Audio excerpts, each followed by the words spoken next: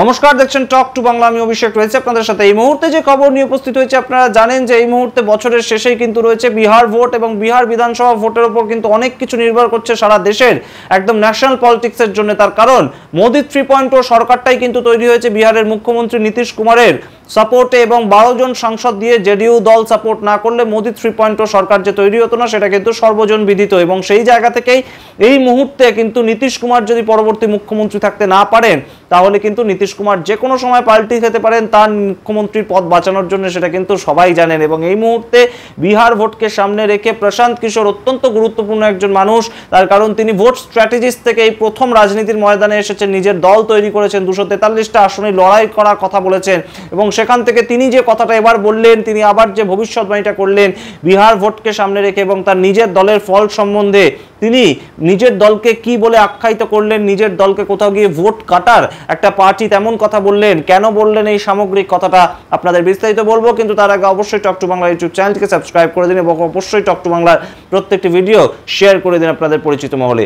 আর সেই খবরে আপনারা জানেন যে একদম এই মুহূর্তে কিন্তু বিহার ভোট অন্যতম একটা গুরুত্বপূর্ণ ভোট। সারা দেশ কিন্তু এইদিকে তাকিয়ে আছে। নভেম্বর মাসে হতে চলেছে বিহার ভোট। তার আগে একটা সার্কুলার জারি করেছে ইলেকশন কমিশন অফ ইন্ডিয়া, তাদের তরফ থেকে একটা SIR স্পেশাল ইনভেস্টিগেশন রিপোর্ট। সেটা কিন্তু একদম বিএলওরা প্রত্যেকটা বাড়িতে বাড়িতে গিয়ে সেটা নিয়ে কিন্তু চর্চা চলছে, এবং সারা দেশ জুড়ে একদম এই মুহূর্তে কিন্তু সুপ্রিম কোর্টে পর্যন্ত কেসটা উঠেছে। কিন্তু বিহার ভোটে ঠিক ফলাফলটা কি হতে চলেছে এই মুহূর্তে কিন্তু সেটা রীতিমতন আমরা কিন্তু রীতিমতো পর্যালোচনা করেছি। এবং এই মুহূর্তে INDI এর জোট, তাদের যে শক্তি প্রদর্শন কয়েকদিন আগেই আমরা দেখতে পেয়েছি, রাহুল গান্ধী একদম, তার সঙ্গে তেজস্বী যাদব, তার সঙ্গে বিভিন্ন বামপন্থী দলের নেতারা যেভাবে তাদের শক্তি প্রদর্শন করলেন, সেটার ভিত্তিতে কিন্তু অবশ্যই বিহারে এই মুহূর্তে INDI জোটের একটা গুরুত্বপূর্ণ যে জনপ্রিয়তা তৈরি হয়েছে, সেটা কিন্তু আর বলে দেওয়ার অপেক্ষা রাখে না। অন্যদিকে আপনাদের একটা ছবি দেখাই, গতকালকের ছবি, যেটা কিন্তু রীতিমতন চোখে পড়ার মতন একটা উপচে পড়ছে জনসমাবেশে ভিড়, এবং সেখানে শুধুমাত্র বক্তা প্রশান্ত কিশোর, আর তেমন কোনো স্টার ক্যাম্পেনার কিংবা স্টার বক্তা তেমন কেউ কিন্তু ছিলেন না। সুতরাং প্রশান্ত কিশোরের যে একটা জনসমর্থন তৈরি হয়েছে বিহারে, সেটা কিন্তু এই মুহূর্তে অস্বীকার করার কোনো জায়গা নেই।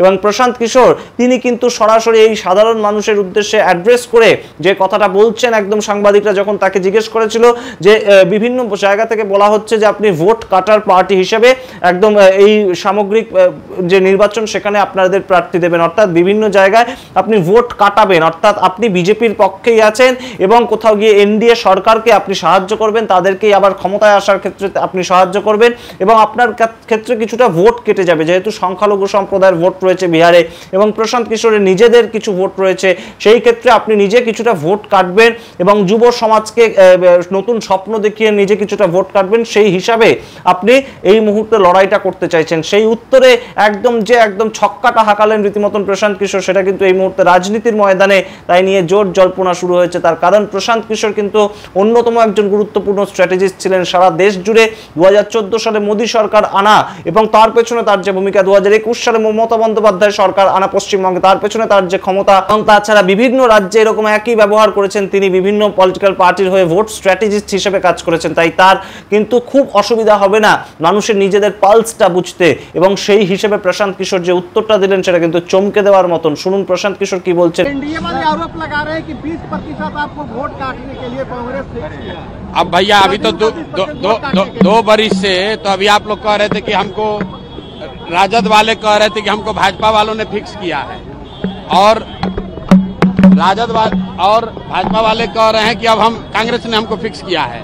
कुछ लोग हमको कहता है कि जन स्वराज वोट कटवा पार्टी है। तो भैया हम सुन लीजिए, ऑन रिकॉर्ड कह रहे हैं कि जन स्वराज वोट कटवा पार्टी है।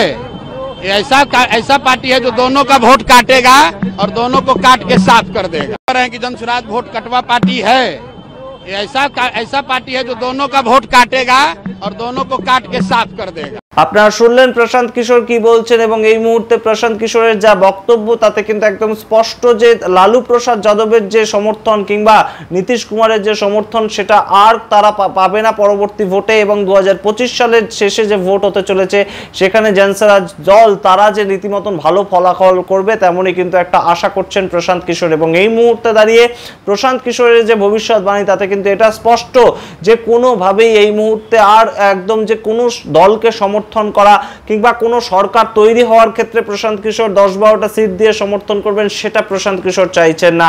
অর্থাৎ আইএনডিআইএ জোটের হয়ে লড়াই করবেন, যেহেতু তিনি জেডিইউ ছেড়ে এসেছেন সেহেতু তিনি আইএনডিআইএ জোটের পক্ষে থেকে লড়াই করবেন, তেমন কোনোভাবেই ঘটনাটা ঘটবে না। এবং ভোট কাটুয়া পার্টি অর্থাৎ ভোট কাটবেন তিনি, তেমন হিসাবে যে তিনি লড়াই করবেন সেই ক্ষেত্রে একদম তার মেজাজেই কিন্তু তিনি উত্তর দিলেন যে বিহারের মানুষ এবার সরাসরি সমর্থন করবেন বিজেপিকেও নয় এবং তার সঙ্গে কংগ্রেসের সঙ্গে আরজেডিকেও নয়, অর্থাৎ জেডিইউ বা আরজেডি কেউই সরকার তৈরি করবে না, সরকার তৈরি করবে প্রশান্ত কিশোরের দল জনস্বরাজ পার্টি। এবং 3 বছর ধরে বিহারের সামগ্রিক যাত্রা করে তিনি এই যে উপলব্ধি করেছেন তার ভিত্তিতেই এই কথা বলছেন, নাকি সামগ্রিকভাবে রাজনৈতিক নেতারা যেমনভাবে মানুষকে উদ্বুদ্ধ করার জন্য ভোটের আগে যেমন কথা বলেন তেমন কথা বলছেন প্রশান্ত কিশোর, সেটাই এখন দেখার বিষয়। আমরা সমস্ত উত্তর খোঁজার চেষ্টা করব অবশ্যই। বিহার ভোট যখন আসবে তখন তার রেজাল্ট বেরোনোর পর এই উত্তর পাওয়া যাবে, কিন্তু আপাতত প্রশান্ত কিশোর একজন ভোট স্ট্র্যাটেজিস্ট থেকে যেভাবে একদম উঠে এসেছেন এবং তার যে বক্তব্য তিনি রাখছেন এবং সম্পূর্ণভাবে তার যে জনসমর্থন, তার যে ছবি তিনি দেখাচ্ছেন বিভিন্ন জায়গায় গিয়ে সাধারণ মানুষের যে জনসমর্থনটা প্রশান্ত কিশোর পাচ্ছেন সেটা কিন্তু অভূতপূর্ব একটা ছবি সামনে উঠে আসছে। এবং বিহারের মাটিতে দাঁড়িয়ে যেখানে কংগ্রেসের এত জনসমর্থন থাকে না, আরজেডি বা জেডিইউ দল ছাড়া কোনো নতুন দল যে আসতে পারে সেটাই মানুষ ভাবতে পারতো না, সেই জায়গায় গত 3 বছরের মধ্যে নিজের একটা জনসমর্থন কিন্তু অবশ্যই যুক্ত হয়েছেন প্রশান্ত কিশোরের দলের সঙ্গে। এবং অবশ্যই জনসংযোগের দিক থেকে মানুষের চাহিদা বোঝার দিক থেকে পিকে যে একদম অন্যতম একজন ভোট স্ট্র্যাটেজিস্ট সেটা তো আর বলে দেওয়ার অপেক্ষা রাখে না। তাই প্রশান্ত কিশোর যে কথাটা বলছেন সেটা একদমই হাওয়াই কথা, সেটা বোধহয় এই মুহূর্তে না ধরাটাই শ্রেয় হবে। তার কারণ প্রশান্ত কিশোর কিন্তু রাজনীতিটা খুব ভালো বোঝেন। এবং সেই জায়গা থেকে আপনাদের আরও একটা ইনফরমেশন দিয়ে রাখি, কয়েকদিন আগেই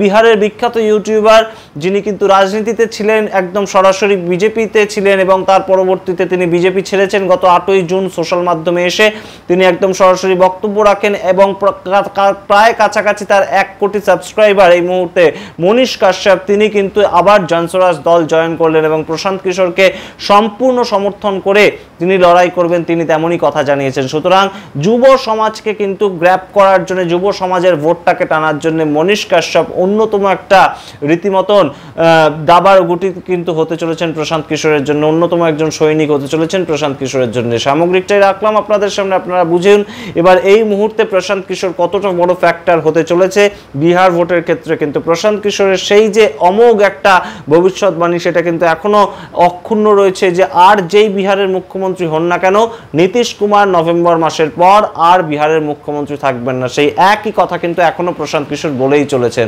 আপনাদের সামনে পুরোটাই তুলে ধরলাম, আপনারা বিচার করুন।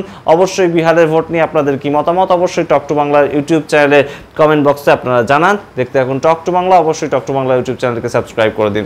ধন্যবাদ।